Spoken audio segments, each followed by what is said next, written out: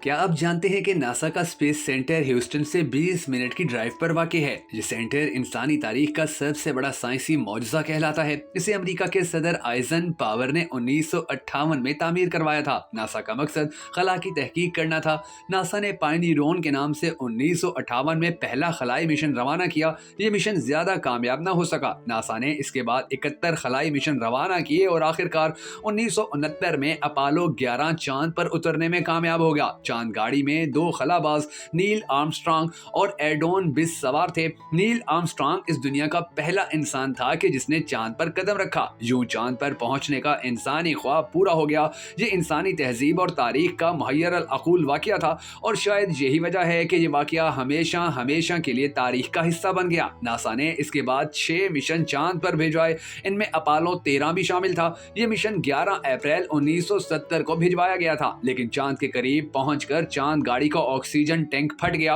और ये मिशन वापस आ गया। इसमें मौजूद तीनों खलाबाज जेम्स लोवेल, जॉन स्वेगरट और फ्रीड हीज बड़ी मुश्किल से जमीन पर उतरे। कामयाबी और नाकामी की ये तमाम दास्तानें नासा की दीवारों पर तहरीर हैं और मैं ये दास्तानें पढ़ने के लिए 28 मई 2017 को नासा पहुंच गया था। वहां की हैरत अंगेज टेक्नोलॉजीज और कहानी यकीनन आपको चकरा कर रख देगी। मगर उससे पहले आपने कमेंट सेक्शन में ये जरूर बता देना है कि आपके ख्याल में पाकिस्तान भी कभी अपना मिशन चांद पर भेजने में कामयाब हो पाएगा या नहीं। मैं हूं शकील हैदर और आप देख रहे हैं भक्कर नेटवर्क वीडियोस। नाजरीन ग्रामी, नासा के दो हिस्से हैं। पहला हिस्सा ह्यूस्टन में है और दूसरा फ्लोरिडा के शहर कैप कमल में। खला पर तहकीक, चांद गाड़ी की तैयारी और खलाबाजों से राब्ते, ये काम ह्यूस्टन के स्पेस सेंटर में होते हैं, जबकि खलाई शटल कैप कमल से लॉन्च की जाती है। Cap Kamal gulf of Mexico की एक ऐसी जगह पर वाक़ई है कि जहां से पैसिफिक और अटलांटिक ओशियन दोनों करीब हैं। ये शहर शायद इसलिए खलाई शटल्स की लॉन्च के लिए मुंतखब किया गया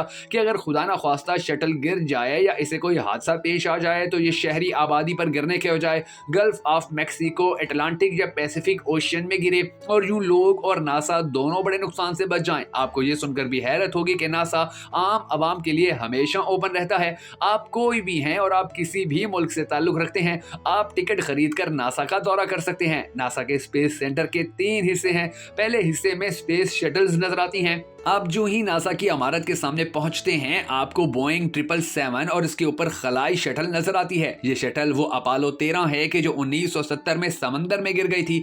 ये शटल गिरने के बाद बोइंग 777 की छत पर बांधकर ह्यूस्टन लाई गई थी और उसके बाद जहाज और शटल दोनों को नासा की मरकजी इमारत के सामने खड़ा कर दिया गया। सयाह इस जहाज और शटल दोनों के अंदर दाखिल भी हो सकते हैं। जहाज से जरा से फासले पर शटल के बाकी हिस्से भी मौजूद हैं। पूरी शटल 4 हिस्सों में तकसीम होती है। पहले हिस्से में 4 इंजन और लॉन्चिंग बेस शामिल होता है। यह बेस शटल को कशिश शकल से निकालकर खला में ले जाता है। दूसरा हिस्सा शटल को तवानाई देता है। तीसरे हिस्से में खलाई आलात और सिस्टम लगे होते हैं, जबकि चौथे हिस्से में खलाबाजों का कैप्सूल होता है। खलाबाज इस कैप्सूल में रहते हैं और यह कैप्सूल ही आखिर में चांद पर उतरता है। स्पेस सेंटर के दूसरे हिस्से में नुमाइशगाह, खलाई निजाम, शटल्स के दरमियान राब्ते, शटल के अंदर का माहौल, खलाबाजों की ट्रेनिंग का अमल, थिएटर, खला से मुतल्लिक जदीद तरीन आलात और रेस्टोरेंट हैं। इस हिस्से में ऐसी वीडियोस गेम भी शामिल हैं कि जिनके जरिए सयाह भी खलाई सिस्टम का हिस्सा बन सकते हैं। स्पेस सेंटर का तीसरा हिस्सा ट्रॉम्स है।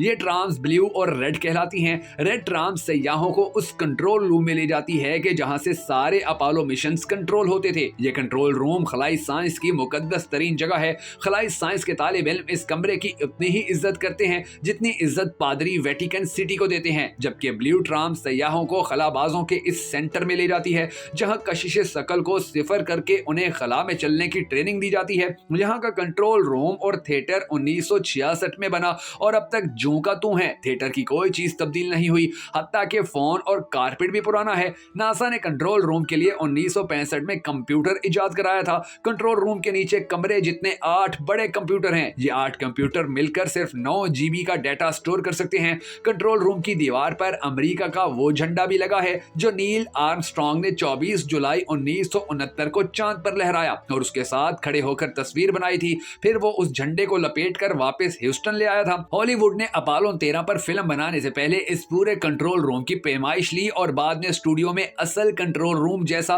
और जितना सेट लगाया। अमेरिका के निस्फ दर्जन सदर और मलका बरतानिया इसी थिएटर में पहली कतार की कुर्सियों पर बैठी और यहां से खला से राब्ते का पूरा अमल देखा। ये कंट्रोल रूम अमेरिकियों का कौमी विरसा है और अमेरिकी अपने तमाम विरसों से बढ़कर इसकी इज्जत करते हैं। नासा ने आम पब्लिक के लिए पूरी शटल रखी हुई है। आप शटल के तमाम हिस्सों का मुआयना भी कर सकते हैं और उनके साथ तस्वीर भी बना सकते हैं। खलाई शटल और बोइंग 777 तक का रास्ता भी इसी हाल से निकलता है। हाल के साथ खलाबाजों का थिएटर भी है। सयाह इस थिएटर में नौजवान खलाबाजों के साथ मुलाकात कर सकते हैं। खलाबाज सयाहों के साथ अपने तजर्बात शेयर करते हैं। नासा स्पेस सेंटर के इस हिस्से में थिएटर भी है। इस थिएटर की वसी और अरीज स्क्रीन पर नासा और खलाई सफर से मुतल्लिक फिल्में चलाई जाती हैं। ये सेंटर जदीद तरीन टेक्नोलॉजी का हसास तरीन मरकज है। आप अमेरिका का कमाल देखिए कि इसने ये मरकज भी पब्लिक के लिए आम कर रखा है। मैं तीसरी दुनिया का आम बंदा टिकट लेकर सेंटर में दाखिल हुआ और अमेरिका के सारी खलाई राज लेकर वापस आ गया। मुझे किसी ने नहीं रोका। सेंटर में स्कूलों के नन्हे बच्चे भी थे और घरेलू खवातीन भी। अमेरिका ने जदीद तरीन टेक्नोलॉजी तमाम लोगों के लिए आम कर रखी है। हम इससे बहुत कुछ सीख सकते हैं। हमें Kahuta plant, missile programme, heavy mechanical factory, JF thunder तैयारों की वर्कशॉप और अल खालिद टैंकों की फैक्ट्री पब्लिक के लिए आम कर देनी चाहिए। हमें तरबेला डैम और मंगला डैम के बिजली घर भी आवाम के लिए खोल देने चाहिए। पाकिस्तान के नौजवान और स्कूल के बच्चे यहाँ आएं, ये मराकिज, फैक्ट्रियां और प्लांट देखें और मुल्क के उन हीरोज को खिराज तहसीन पेश करें कि जिन्होंने हमारे आज के लिए अपना कल कुर्बान कर दिया था, जो हमारी रातों की नींद के लिए अपनी जिंदगी में रत जगह बोते रहे, जिन्होंने गुर्बत, बजट की कमी और नामसाइद हालात के बावजूद पाकिस्तान को दुनिया की पहली इस्लामी न्यूक्लियर पावर बना दिया। मेरा हुकूमत से सवाल है